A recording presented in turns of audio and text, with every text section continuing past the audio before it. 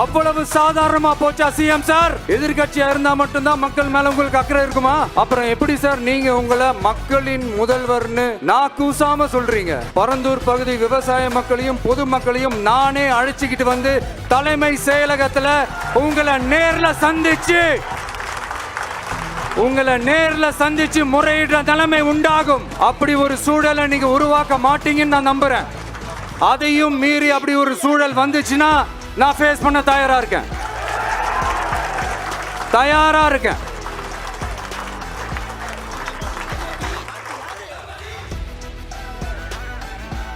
நான் பரந்தூர் வந்த அன்னைக்கு நான் ஒரு விஷயத்தை சொன்னேன், அதே தான் இங்க நான் திரும்ப ரிப்பீட் பண்றேன்.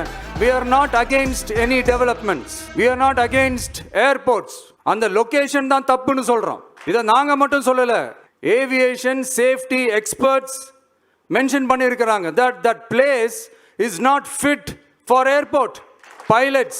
அங்க ஏர்கிராஃப்டை லேண்ட் பண்றதுக்கு they might face a lot of problemsன்றது கூட அதுல மென்ஷன் பண்ணியிருக்கிறாங்க. அது மட்டும் இல்ல, அந்த வாட்டர் பாடிஸை அழிச்சு அதுக்கு மேல ஏர்போர்ட், அந்த பில்டிங்ஸ், அந்த ரன்வேஸ் இதெல்லாம் வந்ததுக்கு அப்புறம் ஒரு மழைக்காலமோ இல்ல ஒரு floods டைம்லயோ the whole Chennai city will be flooded.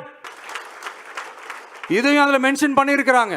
1005 குடும்பங்கள் மட்டுமே பரந்தூரில் வசிப்பதால் விமான நிலையம் வந்தா பெரிய பாதிப்பு இருக்காதுன்ற மாதிரி சொல்லி இருந்தாங்க. மக்கள் பாதிக்காத வண்ணம்னா என்னங்க சார்? அந்த இடத்துல ஏர்போர்ட் வருதுன்னு சொல்லணும், இல்ல அந்த இடத்துல ஏர்போர்ட் வராதுன்னு சொல்லணும். ரெண்டுமே அந்த அறிக்கையில இல்ல. வெறும் 1005 குடும்பங்கள்னா உங்களுக்கு அவ்வளவு சாதாரணமா போச்சா சிஎம் சார்? 15,000 மக்கள், அந்த மக்களும் நம்ம மக்கள் தானே. ஏன் அந்த அக்கறையோ அந்த மனிதாபிமானமோ உங்ககிட்ட இல்ல? எதிர்கட்சியா இருந்தா மட்டும்தான் மக்கள் மேல உங்களுக்கு அக்கறை இருக்குமா? நூற்றுக்கணக்கான ஏக்கர் விவசாய நிலங்களை, மிகப்பெரிய நீர்நிலைகளை, ஆயிரக்கணக்கான வீடுகளை, அவங்களோட வாழ்வாதாரத்தை அழிச்சிட்டு அந்த இடத்துல தான் ஏர்போர்ட் கட்டியே ஆகணும்னு என்ன சார் அவசியம் இருக்கு? அப்புறம் எப்படி சார் நீங்க உங்களை மக்களின் முதல்வர்னு நான் கூசாம சொல்றீங்க? இதுல வேற உங்களுக்கும் இந்த பரந்தூர் ஏர்போர்ட் கட்டுற பிரச்சனைக்கும் சம்பந்தமே இல்லாத மாதிரி வேற காட்டிக்கிறீங்க.